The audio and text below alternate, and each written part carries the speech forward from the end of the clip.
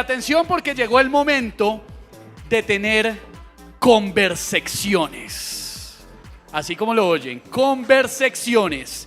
Quiero invitar en este momento al escenario a una gran amiga, espectacular mujer, pero además la mejor sexóloga de Colombia, Flavia Dos Santos. Flavia.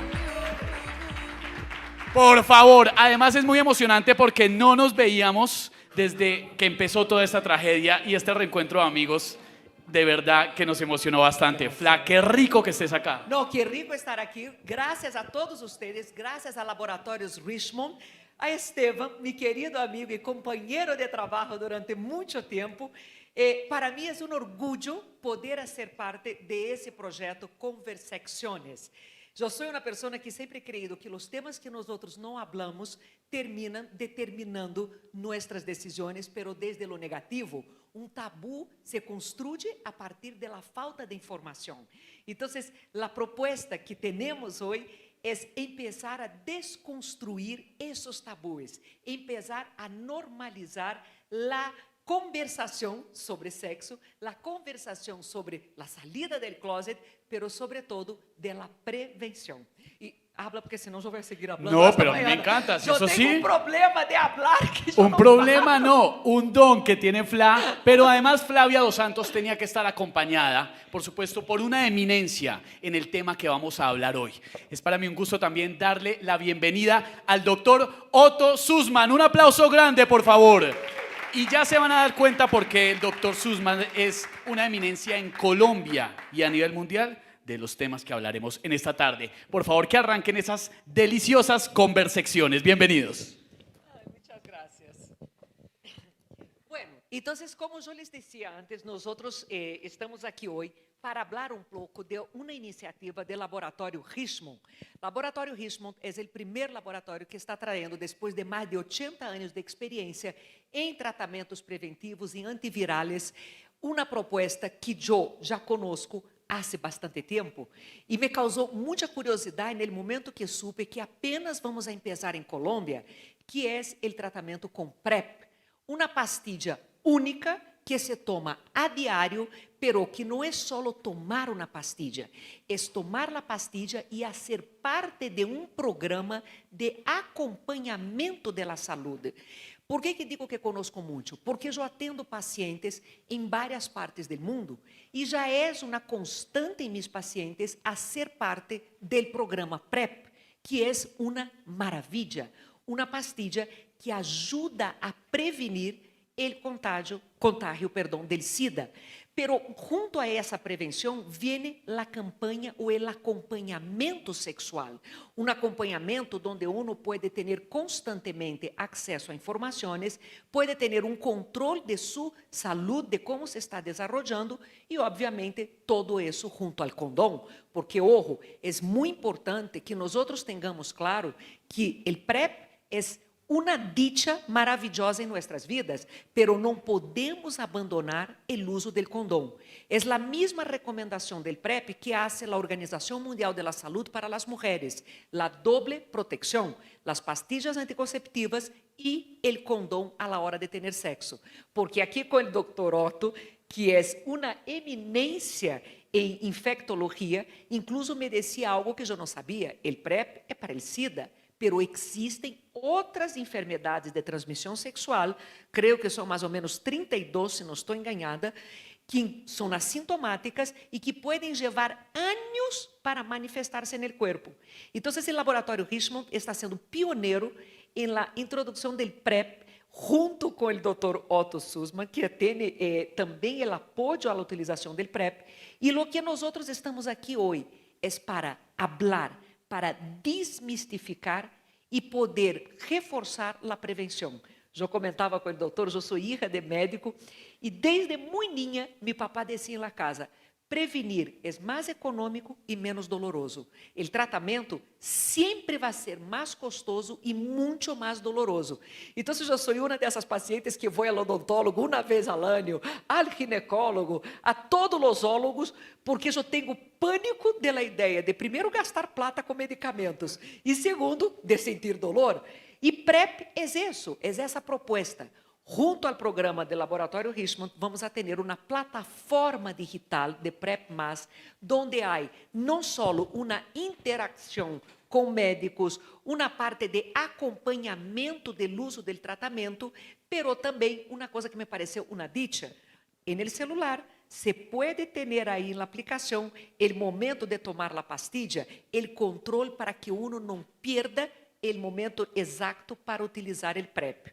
Então, que hoje vamos a conversar, como eu disse a vocês, com o Dr. Otto, que é médico, microbiólogo, experto em infectologia, considerado uma das mais grandes eminências de Colômbia em infectologia e dueño de Infectoclínicos IPS. Gracias por compartilhar esse espaço comigo hoje. No, buenas tardes a todos. Gracias a ti, Flavia. Primero, por todas esas palabras. Siempre recuerdo un profesor mío que decía que llegar a ser profesor era un gran honor y experto es el que sabe más que uno, siempre. Entonces, no, hacemos nuestro trabajo, tratamos de hacerlo lo mejor desde nuestros espacios y desde los años de experiencia tratando personas con infecciones de transmisión sexual, personas que viven con VIH. E aí, opa, eu creio que me apaguei. Me prendi. E aí, eu creio que falar de PrEP, antes de todo, é falar de la sexualidade humana e de la normalização da sexualidade. É muito interessante como, hasta hoje, em pleno siglo XXI, há uma tendência da sociedade de poner a sexualidade humana dentro de uma cajita, não? Como se só ocupiera uma forma de disfrutar o prazer e uma forma de expressar seus desejos. E a realidade não é essa. A sexualidade humana é algo tão amplo, tão diverso, que não cabe dentro de uma cajita. Quando hoje falamos todos os discursos de empoderamento, eu adoro ver os coaches, os de autoajuda, que falam de poder, e eu sempre me pergunto, será que quando uno habla de empoderamento, tem presente que o empoderamento, antes de todo, passa por el cuerpo? Eu não posso dizer-me uma pessoa empoderada se eu não tenho nenhuma relação fluida com meu corpo e não tenho uma responsabilidade com meu corpo. Porque sexo é delicioso, é placenteiro, é rico, é diverso, pero também implica uma quota de responsabilidade. Responsabilidade com minha vida e com a vida das pessoas com quem me relaciono. Então, no momento em que nós nos sentamos aqui, o que estamos tratando de proporcionar é o empoderamento verdadeiro. É a pessoa que pueda comunicar-se com seu corpo, que pueda respeitar seu corpo e encontrar maneiras de goze, de disfrute, pero dentro do parâmetro da responsabilidade e do autocuidado. De novo, os coaches de autoajuda também falam muito de autoestima, e eu digo, autoestima tem que partir do autocuidado. Eu não posso pensar em uma autoestima de afuera, onde só me elogiam. Autoestima tem que ver com que me cuido, me acepto, me exploro e me expresso. A partir do momento que eu tenho esses 4 pontos, eu posso falar de autoestima. E falar de autoestima também nos leva à saída do closet. Vocês sabem que hoje em dia se habla muito, fulano saiu do closet, Beltrano, pero a verdade é que, por que nós outros temos que obrigar a las pessoas que são homossexuais a contar sua orientação sexual? Quantas vezes se pide a um hétero que diga, salga del closet, diga que te gusta en la cama, diga lo que haces en la cama. E no momento em que hacemos isso, seguimos mantendo um modelo de diverso, seguimos mantendo um modelo de aislar lo que não me corresponde. E não me parece que a inclusão venga de exigir que as pessoas tenham que correr bandeiras e sair do closet. A inclusão vem no momento em que aceitamos que o mundo é tão grande, tão amplo, que todos cabemos dentro deste mundo. Não há uma sola forma de viver o sexo, não há uma sola orientação na forma de prazer. O prazer é diverso. Aí, pergunto, se algum de vocês aqui alguma vez se ha sentido obrigado ou forçado a falar da própria sexualidade, porque de alguma outra maneira a gente crê que sair do closet é uma obrigação e eu tenho que defender uma bandeira. Alguno de vocês ha passado isso? Porque eu tenho amigos que são homossexuais e me dizem que maneira que me exijam correr bandeira, quando em realidade o único que quero é ser parte do mundo, é não ter que sentir-me nem discriminado, nem priorizado em algum cenário. Eu quero ser normalizado. E trazer conversações como conversecciones é a proposta, é normalizar e fazer com que todos nós outros estemos dentro de um mesmo grupo. Doutor, hablando del PrEP, como é a aderência ao tratamento atualmente? Porque mis pacientes tomam há como 2, 3 anos diariamente, sem nenhum tipo de problema ou queja contra o tratamento. Tratamento não, contra a prevenção. Bueno, mira, yo primero quiero completar tu definición de autoestima. Yo creo que autoestima es amor por uno mismo. Y si uno se quiere, uno cuida a los demás. Sí. Yo creo que ese es el principio fundamental. Y cuando tengo amor por mí mismo, hago todas las cosas que tú dijiste, el autocuidado, el reconocimiento de mi propia sexualidad. Es que yo creo que eso es importante. Reconocerse uno mismo ante los demás, eso no interesa, ¿sí? Ahora, para contestar tu pregunta, primero, PrEP es algo más que tomar una pastilla y quiero insistirles en eso. PrEP implica un programa. PrEP implica que una persona esté inscrita en un programa donde hay un acompañamiento, una educación, un cuidado de la salud y una detección permanente de otras infecciones de transmisión sexual. PrEP sirve para VIH. Y lo que se ha mostrado en programas en PrEP en el mundo es que otras infecciones de transmisión sexual aumentan porque la gente se confía. Entonces ahí viene el concepto de prevención combinada, que es la pastillita, más el preservativo, más la educación, más los cuidados de la salud, más la detección temprana de otras infecciones de transmisión sexual. Eso es lo que hace que un programa de PrEP sea exitoso. Ahora, respecto a la adherencia, pues hay muchas discusiones, pero en general los programas, tal vez el mejor programa del mundo de PrEP es el de Escocia, posteriormente Inglaterra, Estados Unidos ya empezó, pues toda Europa está inmersa en PrEP, en Latinoamérica, México, Chile, Brasil, ya tienen PrEP, y nosotros estamos empezando. Tarde como siempre, pero estamos empezando. Pero la adherencia, en algún momento hay que empezar. en algún momento hay que empezar. La adherencia está alrededor del 80% Ok. en todos estos programas. ¿De qué depende? Del acompañamiento. ¿De qué depende? De que yo me quiera cuidar. ¿Sí? Porque PrEP es eso, es cuidarme. ¿Sí? Y por eso, vuelvo y les insisto, es algo más que tomarme la famosa pastillita. Aí pergunto uma coisa, uma pessoa, um homem que vai ter seu primeiro, um homem ou uma mulher, porque falávamos também de trans, que vai ter sua primeira relação homossexual, é bueno que já haya empezado o PrEP quanto tempo antes, com quanta antecipação? Bueno, Decidi sair do closet essa semana, decidi que vou assumir minha homossexualidade, minha preferência sexual. Quando eu devo empezar o tratamento ou a prevenção com o PrEP para poder tener esa primera relación sexual? bueno, usualmente, y tú lo sabes, en la primera relación sexual las hormonas no piensan y generalmente no hay cuidado. Ok. ¿Sí? Generalmente no hay cuidado. ¿Qué se recomienda en PrEP?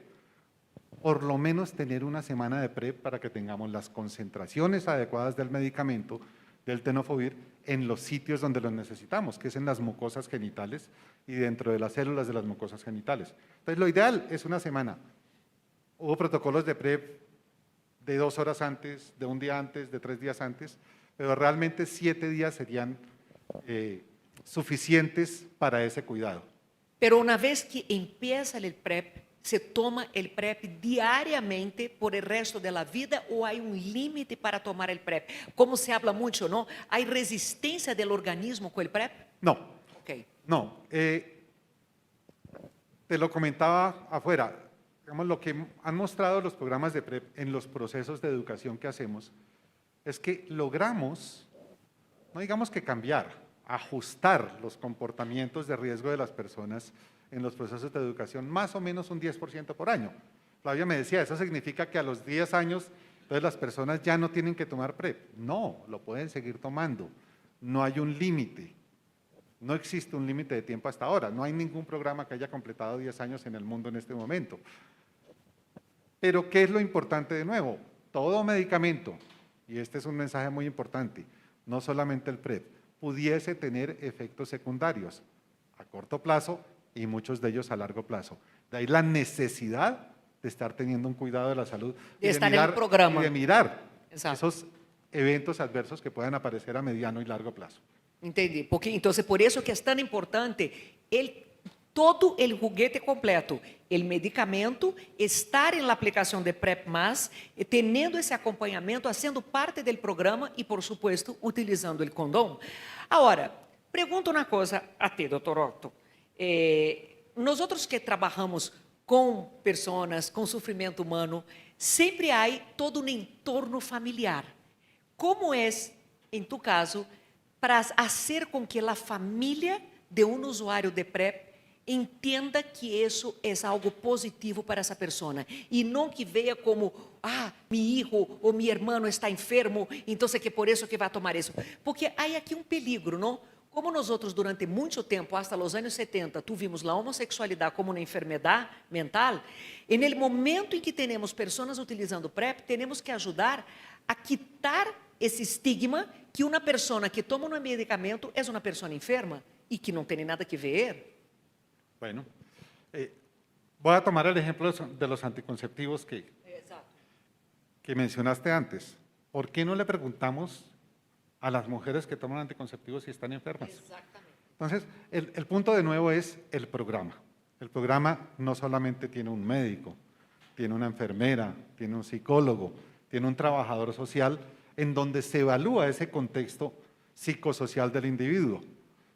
El concepto formal y real de la medicina es un concepto biopsicosocial en todas las enfermedades, pero particularmente en estas. Y cuando queremos prevenir y queremos entender el entorno de la persona y cómo puede influir sobre el éxito de lo que vayamos a hacer, ahí es donde estos programas interdisciplinarios, ojo a lo que estoy diciendo, no estoy diciendo integrales, sino interdisciplinarios, en donde hay una interacción real entre el médico, la enfermera, el psicólogo, el trabajador social, para brindarle un beneficio. Ojo, aquí no hablamos de pacientes, hablamos de usuarios, porque estas personas no están enfermas. Exacto, no están enfermas. No están enfermas. Verdad. Y es enseñarles que es como ponerse una vacuna o como tomarse la pastilla anticonceptiva o como cuando ya tenemos algunos años nos tomamos una aspirineta diaria para prevenir el infarto. Es exactamente lo mismo.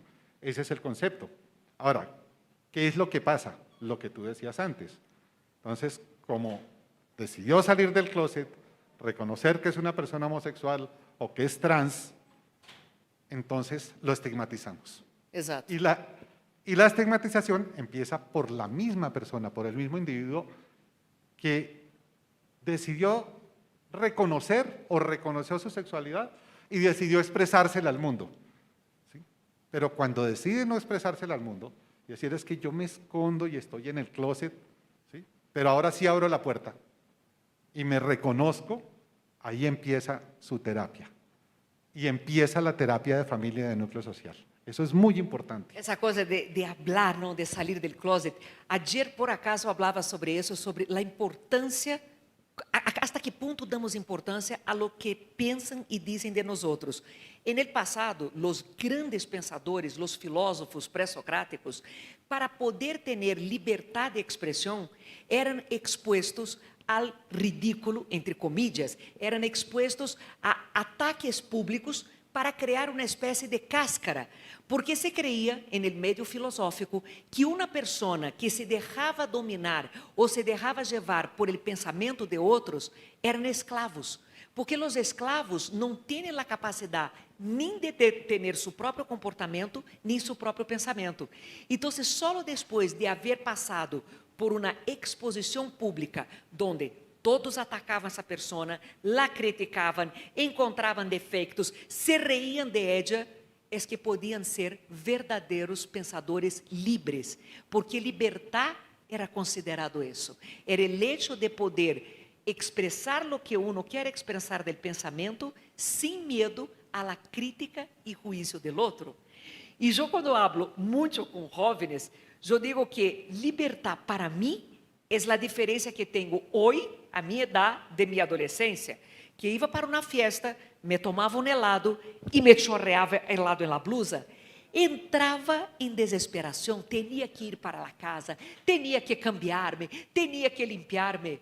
Hoy, se me chorrei o helado, me chupo a blusa para não desperdiçar o helado. Já não me importa se foi a quedar manchada, se foi a quedar suja. Então, se libertar é esse momento em que a ONU já não é que não lhe importa.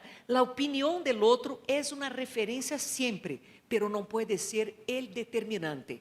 El hecho de que vou a ser parte de um programa como PrEP, vou entrar a PrEP, mas é uma decisão minha. Se o outro vai opinar malo, me vão a mirar, se mis familiares não vão a entender, eu puedo educá-los, pero não pode ser o determinante de me libertar de pensamento e libertar de decisão de minha vida.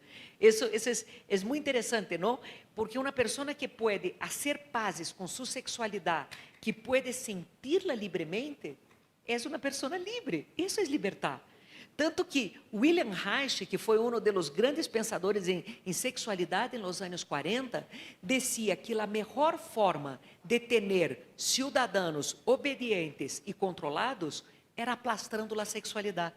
Quanto mais nós outros aplastamos e encurtamos, diminuímos a possibilidade sexual das pessoas, mais temos pessoas obedientes e esclavizadas.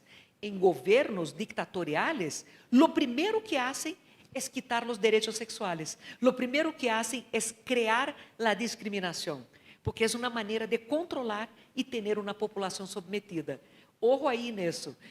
Eu creio que nós outros que estamos em espaços como esses, temos uma obrigação, e nesses momentos da história da humanidade, de normalizar e prevalecer a liberdade de todas as pessoas a la hora de expressar-se e sentir sua verdadeira sexualidade e seus desejos. Uma outra pergunta que eu tenho, doutor, a educação sexual de los colégios. ¿Crees que já é hora de falar também de PrEP nesses ambientes?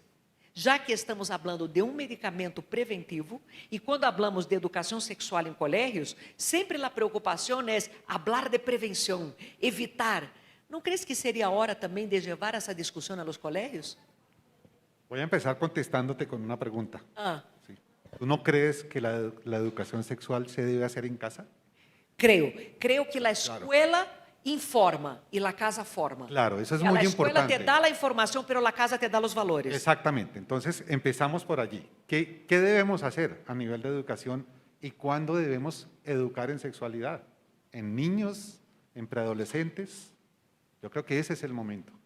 Y es el momento de enseñarle a la gente todo esto que estamos diciendo. Ahora, hablar de prevención siempre. A ver, en los colegios hablamos de embarazo, ¿o no? Exacto. Entonces, ¿por qué no hablar de esto? Exacto. ¿Por qué no hablar de prevención combinada? ¿Por qué no hablarles de 32 enfermedades de transmisión sexual? Exacto. Es que nos quedamos pensando en SIDA, en sífilis y las demás. La hepatitis C nos está complicando la vida en el mundo, muy costosa, muy difícil de tratar. ¿Sí? ¿Qué pasa con clamidia? 25% de infertilidad producida por clamidia. La supergonorrea, ¿no? ¿Qué pasa con gonorrea multiresistente? Herpes. Hay un estudio de un buen amigo mío que ya falleció, hecho en jóvenes en primer semestre de universidad.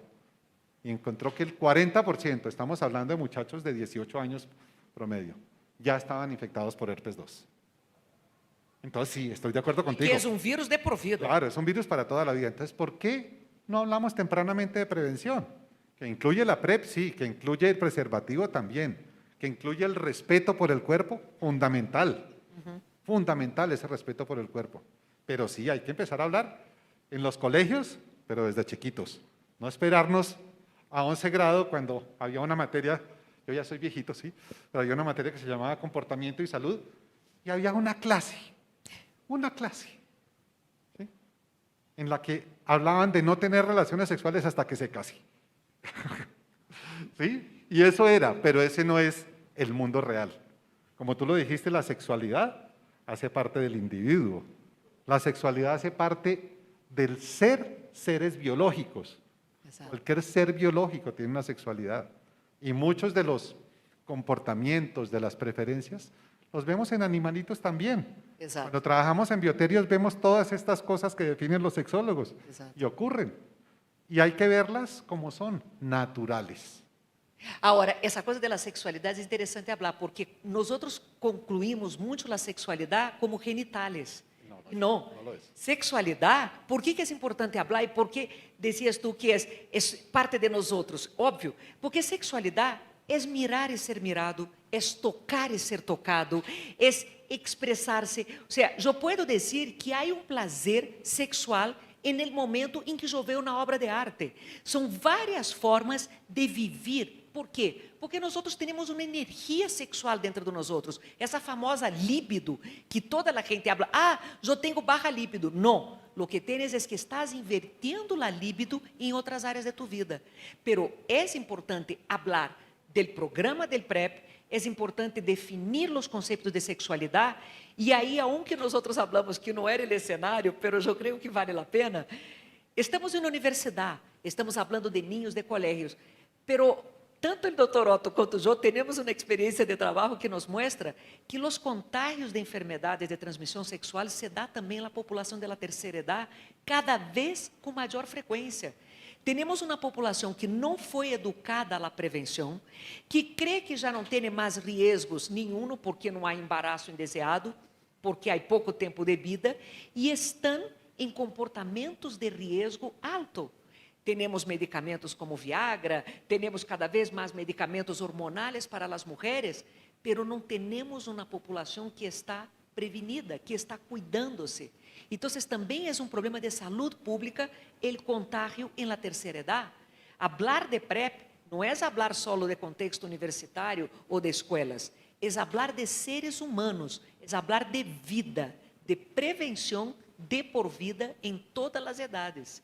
Não sei como poderíamos, nesse sentido, também chegar às pessoas de maior idade para mostrar a eles a importância de programas como PrEP+. Bueno, yo creo que lo primero es reconocer que el adulto mayor también tiene sexualidad. Exato. Es que Verdad. voy a contar una anécdota de un amigo mío que tuvieron un embarazo tardío como pareja y la hija tenía 16 años y tienen un embarazo tardío y la hija va y les dice, es que ustedes a su edad todavía tienen relaciones sexuales. Exacto. ¿Sí? Exacto. Entonces, creo que eso es lo primero, reconocer que el adulto mayor tiene una sexualidad. E melhor que a nossa.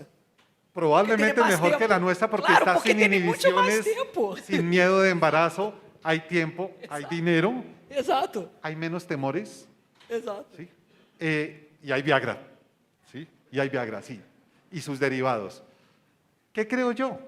Pues que como todas las actividades de comunicación de la vida, hay que buscar a estas edades, como a un niño le vamos a explicar de una forma, al adulto mayor le tenemos que explicar de otra forma y mostrarle lo que estamos viendo. Estamos viendo sífilis a los 70 años, le estaba contando a Flavia que tengo pacientes de 75, 80 años con primoinfección por VIH, o sea, recientemente infectados por VIH. Eu com gonorreia, tuve Sí. paciente com gonorreia, mulher de 70 anos. Entonces el mensaje hay que llevarlo allí como un mensaje de prevención y no juzgarlos. É ¿Qué es lo que ocurre? ¿Sí? É verdade. Viejito vagamundo, usted que se fue donde las niñas, no. No. Pues qué bueno que tiene plata para ir donde las niñas, pero protéjase, Exato. pero cuídese. ¿Sí? Eso creo que el mensaje hay que manejarlo de esa forma. Ahora, quiero insistirles mucho en PrEP como un programa de prevención completa, integral, como lo planteó Flavia. Eso es PrEP. Y va desde el adolescente hasta el adulto mayor. Va en hombres, va en mujeres, va en hombres que tienen sexo con hombres, mujeres que tienen sexo con mujeres, transgénero. Bueno, y ahora toda esta diversidad no nos alcanzan las palabras para definir todas estas cosas, pero hay que mirarlo de esa forma, de prevención de infecciones de transmisión sexual, ojo a lo que estoy diciendo, en personas que tienen una vida sexual activa. ¿Sí? ¿Que PrEP está orientado a VIH? Sí. Hemos disminuido con PrEP en un 80% de infecciones de transmisión sexual en muchos países, de VIH en muchos países del mundo. Pero si lo hacemos como un programa integral de educación y de prevención, probablemente vamos a lograr disminuir esta incidencia de sífilis, gonorrea, herpes, clamidia y otras infecciones que tenemos en el mundo. Bueno, yo quiero, primero de todo, agradecer a ustedes que están aquí, dizer a ustedes que me siento supremamente orgulhosa de ser parte de esse projeto de conversacciones do Laboratório Richmond, porque, de verdade, poder trabalhar com prevenção, poder levar mensagem positivo e algo de esperança é muito bonito, me energiza, ou melhor dito, me llena de líbido.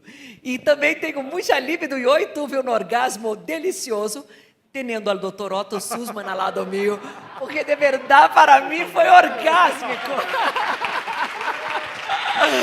Miren, es la inauguración hoy de ese espacio. Por supuesto que quiero que ustedes sepan que en las redes de Prep+, vamos a estar teniendo otras discusiones en el mismo estilo, vamos a tener momentos para intercambiar informaciones, aclarar dudas. Es una aplicación, es un proyecto, un programa muy bonito que vale a pena para nós outros estarmos aí conectados, para poder sugerir às pessoas, para hacer esse trabalho, essa responsabilidade que temos em nossas mãos, de normalizar os temas, de quitar esses tabúes e fazer com que o mundo seja muito mais amável de lo que estamos vivendo nos dias de hoje. Vamos a passar para a outra parte aqui da universidade, para outra conversação com Leslie. Invito a todos que nos acompanhem já, pero lo mais importante, que tratem de ser parte desse nosso projeto de conversacciones, de estar conectados com as redes de Prep+, porque temos muitas coisas programadas para ustedes, para que nós nos eduquemos. Acuérdese, informação é poder. Quanto mais sei sobre um tema, menos esse tema me domina e mais normalidade e tranquilidade tenho em minha vida. Muitas graças, Dr. Otto. Que orgasmo verbal delicioso. Graças.